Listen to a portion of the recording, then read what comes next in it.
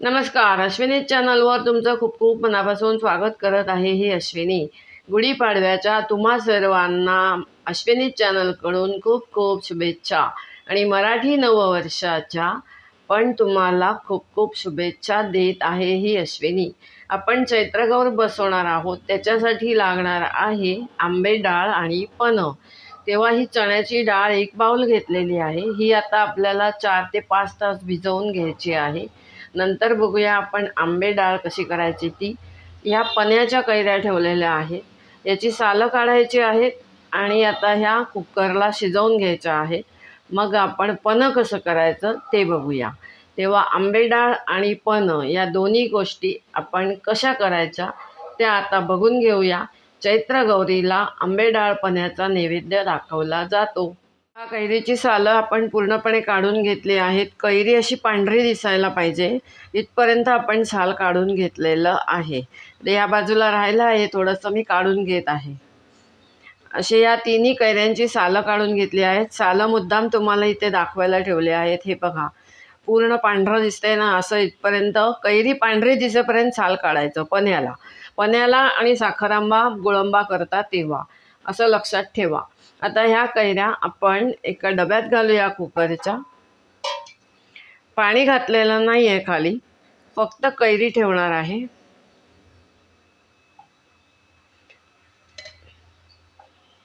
आता ह्या कैऱ्या आपण अशाच पाणी न घालता कुकरला शिजवून घेऊया आणि मग गूळ घालून ह्याचं पन्ह कसं करायचं ते बघूया. आपल्याला आता आंब्याची डाळ बनवायची आहे. त्याच्यासाठी ही चणा डाळ घेतलेली आहे. ही 1 बाउल चणा डाळ आहे. ही आता मोठ्या कढईत मी ओतून घेतलेली आहे. आता ही आपण स्वच्छ पाण्याने धुवून घ्यायची आहे आणि मग पाण्यात भिजत ठेवायची आहे. ही पहा, चण्याची डाळ आपण पाण्यात भिजायला ठेवलेली आहे. पाणी अजून मी त्याच्यात घालणार आहे. पाणी भरपूर घालायचं आहे आणि पसरट भांडं घ्यायचं आहे. त्या डाळीला फुगायला जागा मिळाली पाहिजे. ती चणा डाळ आता आपण भिजवून ठेवलेली आहे. ही 5 तास भिजू द्या आणि मग आपण हे मिक्सरला लावायचे आहे आणि मग बनवायची आहे आंबे डाळ. आपण ज्या कैऱ्या सालं काढून घेतल्या आणि शिजवून घेतल्या त्या बघा, ह्या अशा झालेल्या आहेत. या कुकरमध्ये शिजवून घेतलेल्या आहेत. या हाताने साफ करायला लागतात, चमच्यानी होत नाहीत. चमच्यानी होत नाहीत, हाताने बघा पटपट होतात त्या. कैरी किती आंबट आहे ते आधी बघायचं आहे. त्याप्रमाणे आपण ह्याच्यात गूळ घालायचा आहे. हे पहा, हे स्वच्छ झालं. आता हेही आपण पाण्यातनं काढू शकतो, पण मी आत्ता पाण्यातनं ती काढणार नाही आहे. हा कैरीचा बलक सर्व निघालेला आहे. आता ह्या आपण मिक्सरला लावून घेऊया आणि मिक्सरला लावून झाल्यावर मग त्याच्यात गूळ घालून ठेवायचा आहे. फक्त आपण गूळच घालायचा आहे. मीठ आयत्या वेळेस घालायचं आहे. जेव्हा आपण पन्ह बनवणार त्यावेळेसच फक्त मीठ घालायचं आहे. आता हे चैत्रगौरीसाठी तुम्हाला मी दाखवत आहे. चैत्रगौरीला आंबे डाळ आणि कैरीचं पन्ह असा नैवेद्य देवीला असतो. गुढीपाडव्यालाही तुम्ही करू शकता. गुढीपाडव्याला सुद्धा हे केलं तरी चालतं. आता ह्याच्यात जर अशा कुठे गुठळ्या मोठ्या असतील तर त्या मोडून घ्यायच्या, म्हणजे मिक्सरला पटकन बारीक होईल ते. आणि तुम्हाला जर हे असं इतपत जाड चालणार असेल तर ह्याच्यातच गूळ घालायचा. पन्ह एकदम छान लागतं. जरा तोंडात आपली ती कैरी येते, कैरीच्या बारीक बारीक फोडी येतात. हे रवीनीसुद्धा घुसळता येतं. रवीनी घुसळलं तरी पण चालेल. बॉस असतं, बॉस मिक्सर, त्याच्यानी तर सुद्धा फिरवलं तरी पण चालेल. आता आपण हा कैरीचा बलक बघा मिक्सरमधून काढून घेतलेला आहे. असा एकदम छान होतो हा, एकसारखा होतो. आता हा मोजून घेतला आहे. हा 2 बाउल आहे, त्याच्यामुळे मी याच्यात आता गूळ घालत आहे. हा 1 बाउल गूळ आहे. 1.25 बाउल मी गूळ घालणार आहे, कारण कैरी आंबट आहे. अर्धा किलोच कैरी आहे ती. आता हा गूळ विरघळायची आपण वाट बघायची आणि मग बनवायचा आहे पन्ह. तर 2 बाउल हा बलक निघाला, त्याच्यासाठी मी हा 1.25 बाउल म्हणजे 1 बाउल आणि थोडासा वरती असा गूळ घालून घेतलेला आहे.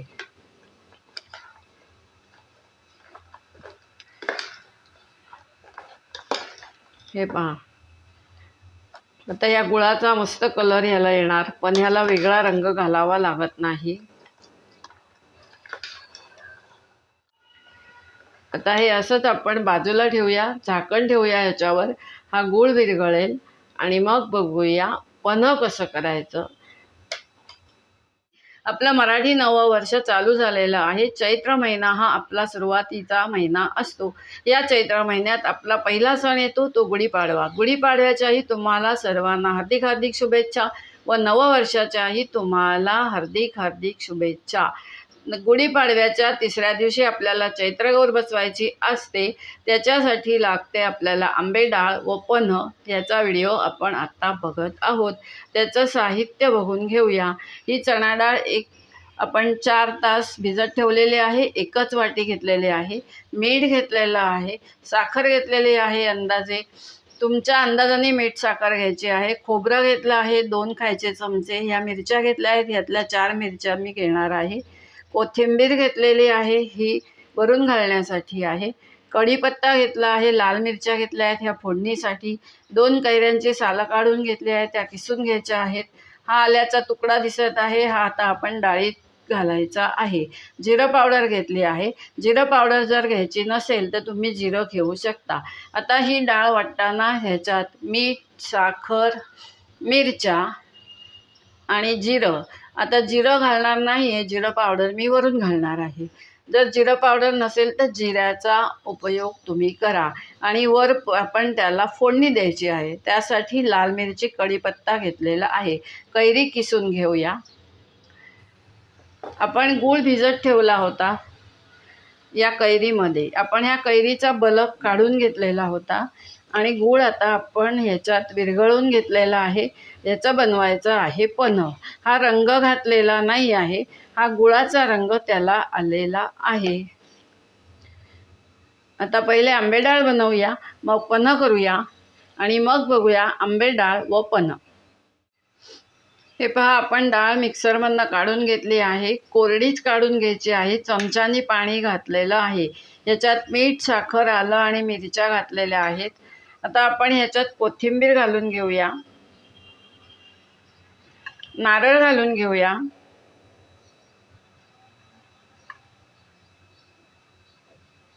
ओला नारळ, कोथिंबीर तुमच्या अंदाजाने घालायची आहे. तुम्ही डाळ किती बनवणार आहे.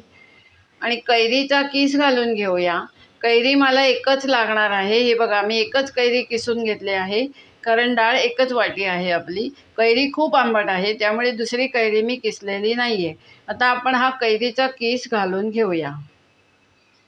हा कैरीचा किससुद्धा मी थोडा शिल्लक ठेवणार आहे, कारण आंबट कैरी आहे, नाहीतर मग आपली आंबे डाळ एकदम आंबट होईल. ही पहा, एवढी मी शिल्लक ठेवली आहे. आता हे सर्व चमच्यानी कालवून घेऊया. आता वर ह्याला फोडणी द्यायची आहे. आता आपण बनवूया फोडणी. फोडणीसारखी फोडणी करायची आहे. हळद घालायची आहे, म्हणजे ती पिवळी दिसेल आता.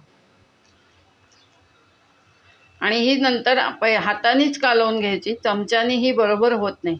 हाताने एकदम चांगली कालवली जाईल. आपण आता फोडणी देऊन घ्यायची आहे.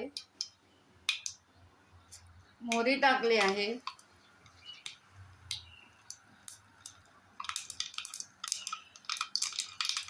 हिंग टाकला आहे. हळद टाकली आहे.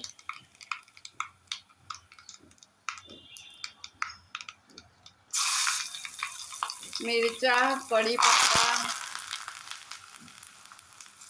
आणि लाल मिरच्या.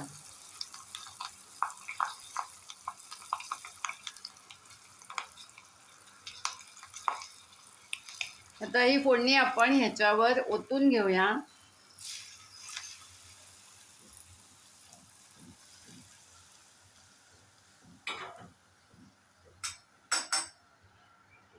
आणि ह्याच्यावर ही जिरं पावडर राहिली आहे, ही आपण सर्वात शेवट टाकायची आहे.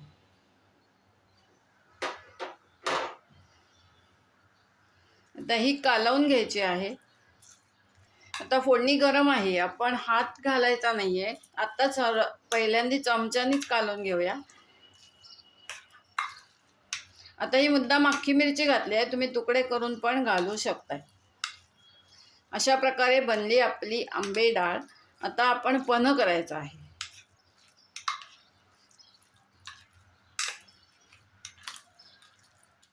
आपण हे मिक्सरचं भांडं घेतलेलं आहे, त्याच्यात आपण एक डाव पन्ह्याचा बलक घालून घ्यायचा आहे।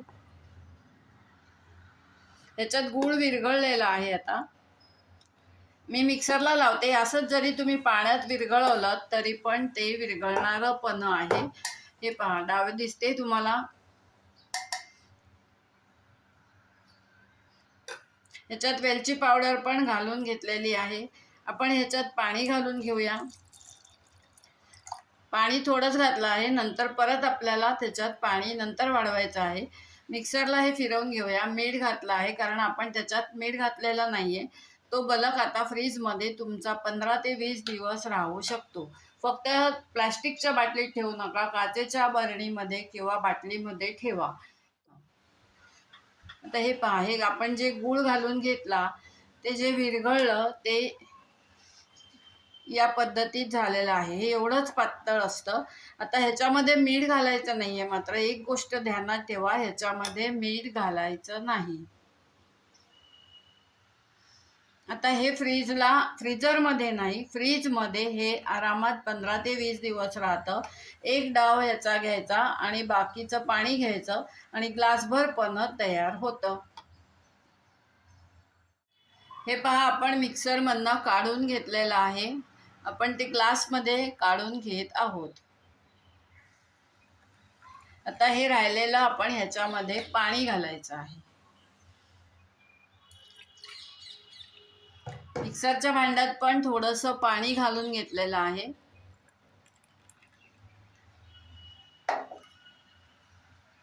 हे पहा, या पद्धतीने बनलं आपलं पन्ह।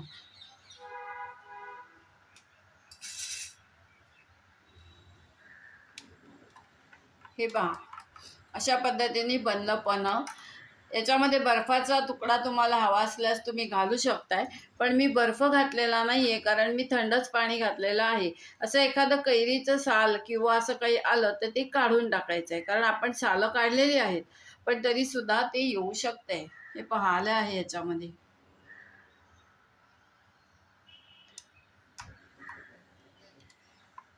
आता आपलं पन्ह पण तयार झालेलं आहे आणि आंबे डाळ पण तयार झाली आहे। आता आपण बघूया आंबे डाळ व पन्ह चैत्र गौरीचा नैवेद्य। या पद्धतीने बनली आहे आपली आंब्याची डाळ। आंब्याची डाळ किंवा आंबे डाळ तुम्ही काही म्हणू शकता, पण कैरी डाळ हा शब्द ह्याला नाही आहे, कारण आपण ह्याच्यात जरी कैरी घातली तरी आंबे डाळ किंवा आंब्याची डाळ हा पारंपरिक शब्द आहे। चैत्र गौरीचा हा नैवेद्य असतो, आंब्याची डाळ आणि पन्ह। आपण आंबा ह्याच्यात घालत नाही। आंबा म्हटलं जातं, पण घालताना आपण कैरी घालतो। पण कैरी डाळ असं कधी म्हणू नका। आंबे डाळ हा पारंपरिक शब्द आहे किंवा आंब्याची डाळ। आता आंब्याची डाळ आणि पन्ह हे जर का तुम्हाला आवडलं असेल तर लाईक करा, शेअर करा। चॅनलला जे नवीन असतील त्याने अवश्य सबस्क्राईब करा। धन्यवाद। आता आपली भेट एका छानशा व्हिडिओसोबत होणार आहे, एका छानशा पदार्थासोबत होणार आहे।